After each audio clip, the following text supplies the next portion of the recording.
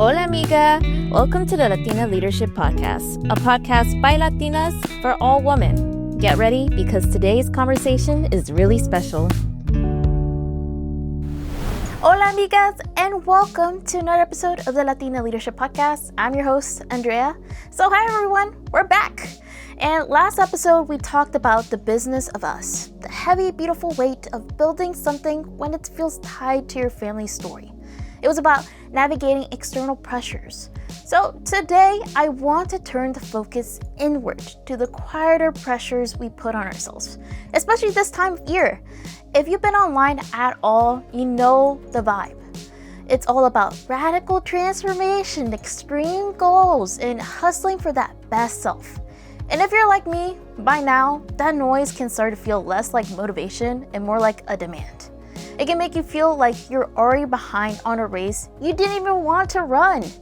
So if our last conversation was about the weight of external expectations, this one's about giving ourselves a break from the internal ones. I don't think we need another list or a stricter plan right now. I think what we need first is something simpler. I think we need a permission slip. Not a to-do list, a permission slip. To do this year differently. And we actually got a story from a listener, Rumi, that's a perfect example of what this can look like in action. So let me share with you. So let me pull out my trusty dusty phone, and here's Rumi's story in her own words. My 2025 has been a year of adventures, experiences, and discoveries. When I started the year, I told myself, this year I will participate in networking events even when I don't know anyone, and I will try a new activity each month.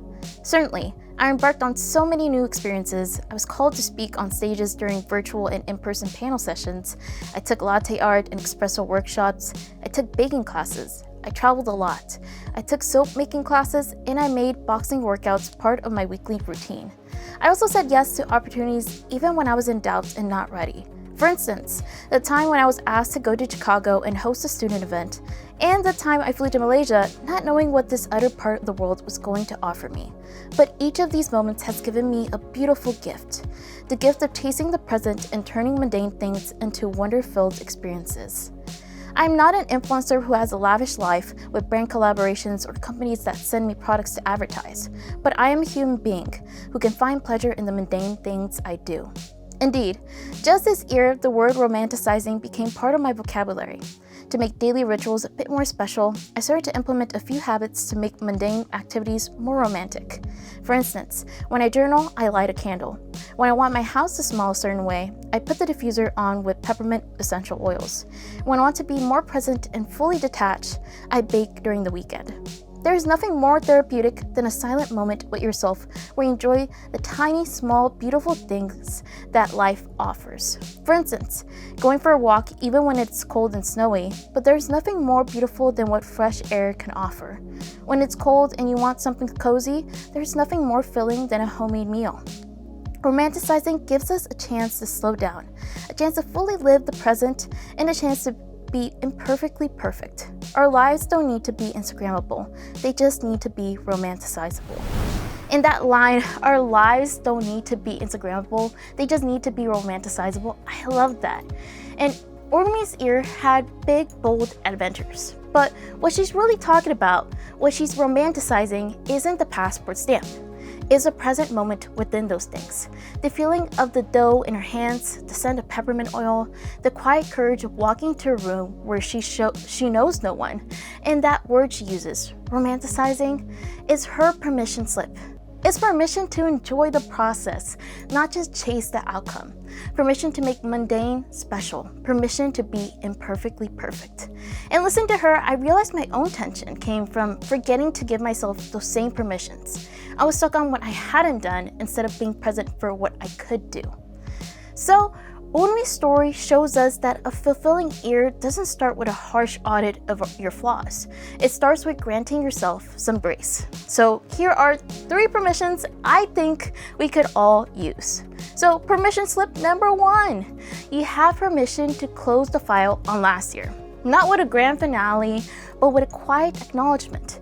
We carry unfinished business like heavy luggage, a project that drained you, a goal you couldn't reach.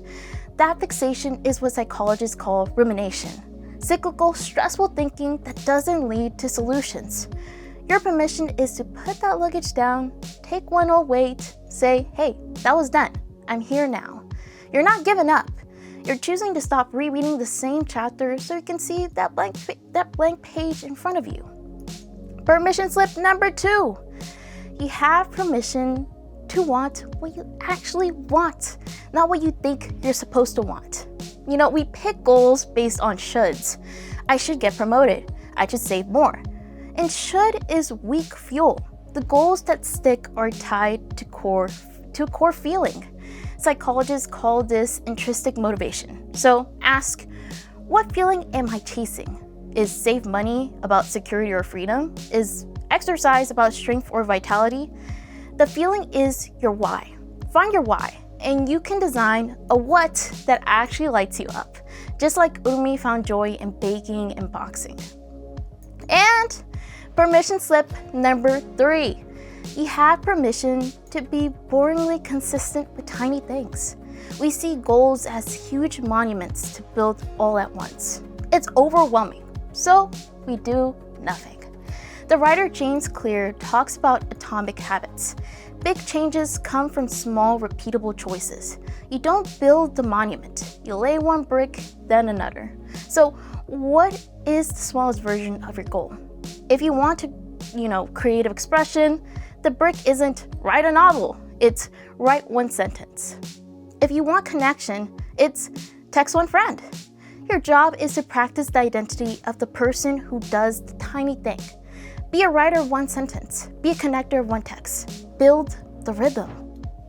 And as I sat with Rumi's story and these permissions after we recorded the main episode, so I got really curious. What does this look like when you're in it? What do you learn after your practice? So I actually reached back out to her. This is why you might even notice I'm in different clothes right now because we're recording in a different day. So I asked Rumi a follow-up, and let's listen to what she said. So I'm gonna put my headphones on real quick. Whoop. And let's watch the video and listen. So I am someone who loves journaling, and it's something that I have started a few years ago. I typically journal at the end of the day, and I'm writing down few sentences about the things that I have accomplished or the things that I am grateful for. However, I came up also with this idea on how can I make my whole writing process much more special. And so I came up with this idea that I can light up a candle every time I'm sitting down and I'm writing a few sentences about the day. I think it's important to create a very special and cozy environment every time you're sitting down with yourself and you're writing down your thoughts. And so I came up with this idea of lighting up a candle, and it's something that I do want to carry also in 2026. And along with that, I came up with a second idea, which is to use an infuser every time I am sitting down, where basically, I'm putting like few drops, a few essential oils in the infuser, and making sure that my house or the room where I'm sitting smells good, because I think it's important to, make everything that we do much more special, to romanticize our life. And there are different ways that you can do it, and it's all about finding the right way for you. So for me, it's all about lighting up a candle and using an infuser. Ooh, that was a great video from Rumi. And so thank you, Rumi. I love how concrete that is. She shows us that romanticizing isn't about adding more to your life. It's about changing the atmosphere of what's already there. She didn't start a new huge journaling practice. She took the one she already had and made it even more welcoming. The candle, the scent, they're like a tiny gate. A small sensory ritual that tells her brain this time is different. This time is for you. You can land here now. And that's the ultimate application of the permission slips, isn't it? It's permission slip number 3 in action. Be consistent with the journaling, but upgrade the experience with one tiny beautiful thing. It's permission number 2. She's chasing the feeling of peace and presence, not just checking a box. And it's a powerful way to honor permission number 1, to be fully here now in her cozy candlelit corner, not stuck in a day of unfinished business. So here's your starter. It's not a list of demands, it's a set of permissions, inspired by Rumi's way of moving through the world. So, first, let's start off with the permission to close the file. Close it. Put down last year's weight and say, I'm here now. The second one, permission to find your why. Chase a feeling, not just a milestone. Design your path to that feeling. And 3, permission to be tiny. Commit to the smallest, most consistent action. Let the big results build themselves. This year doesn't need to be about being a new you. Maybe it's just about being a more curious, forgiving, and consistent version of the you that's already there. Someone who, like Rumi, gives themselves permission to find pleasure in the process and be imperfectly perfect. You don't need a new set of demands. You just need a permission slip. And consider this yours. Thank you, Rumi, for sending your story. And I'm Andrea Diaz. However you move forward this year, I hope you do it with a little more kindness for your past self and a little more clarity for your future one. So take care, guys. Y hasta la próxima, amigas. Bye.